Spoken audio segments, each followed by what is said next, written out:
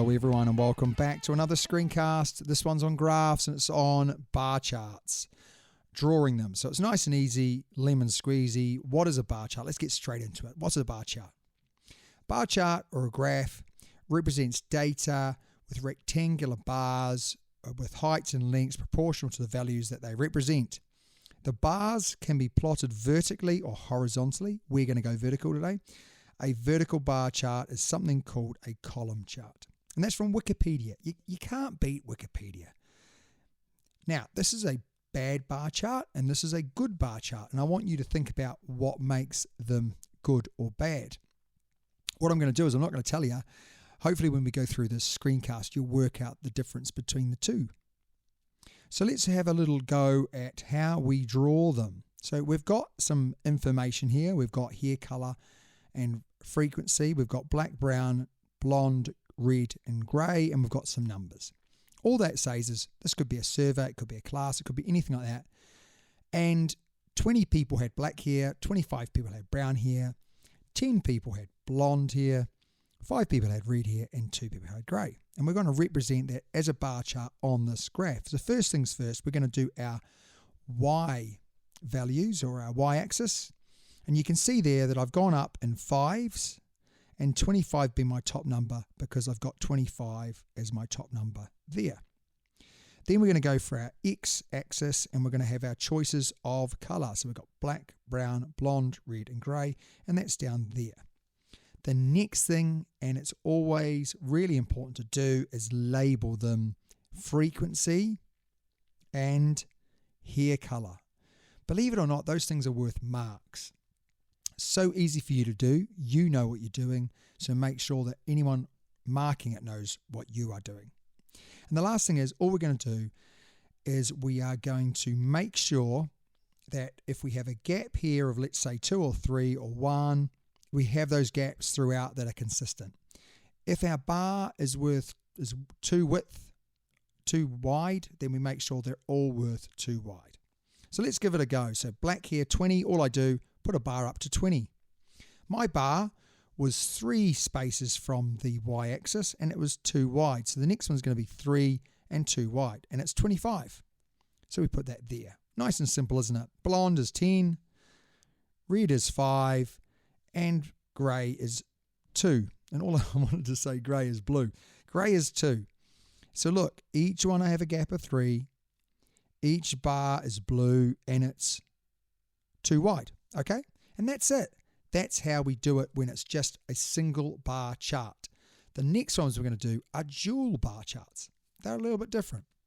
So let's have a little look at those now.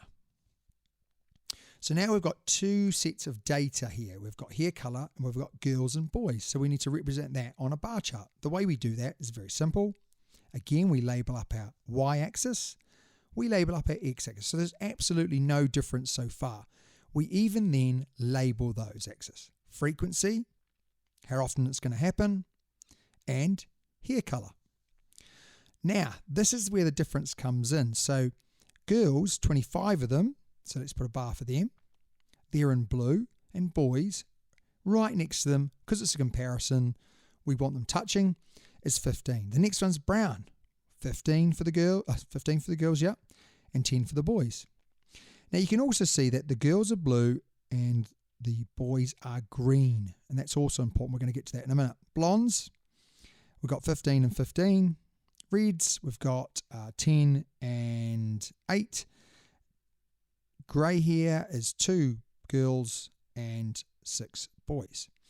Now just imagine if we had drawn that graph, we didn't have the table, so let me just cross out that table. Imagine we don't have that table. How would we know what this is representing? We would need to write a key, and that's key. It's key to write a key. Girls are blue, boys are green, happy days, everyone's happy. If we didn't have that key and we didn't have the table, we wouldn't be able to work out what they mean. So it's very, very important we write a key. This is normally worth 1 mark. This is normally worth 1 mark. This is normally worth 1 mark. And you might get 2 marks for the bars. And that is really important. So look, 3 marks for labeling, 2 marks for the bars, maybe 3 at a push.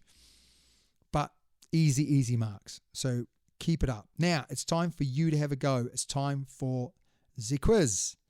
Let's give it a go. We've got a quiz here. What I'd like you to do is I'd like you to draw a dual bar chart to display the following data.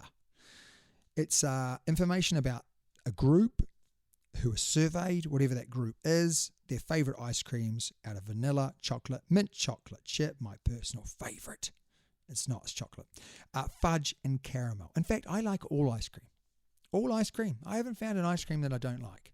Maybe coffee. Not a big fan of coffee. Anyway, it's time for you to draw a dual bar chart to display this data. Give it a go, come back and see if you've got it right. All right, it's time. Your time is up. It's time to go and see if you've got it correct. I'm sure you will. That's all the data. I've labelled up my graph, my bar chart, and here we go. That's the girls, that's the boys. That's the girls, that's the boys. That's the girls, that's the boys. That's the girls, that's the boys. That's the girls, and that's the boys. Okay. Make sure yours are all correct. Make sure they are on the right squares and that each square was worth 1 or whatever you deduce it to be. Well done if you've done well. I'm sure you have done well. I'm sure you found this really easy. If you've struggled a little bit, then please go back, just watch it again, and a couple of times will pass. And although you'll be bored of hearing my voice, you will actually be very good at them. Anyway, until next time, write a revision card because you are absolutely amazing. And try and get a little bit better every day. But until then, it's been a pleasure.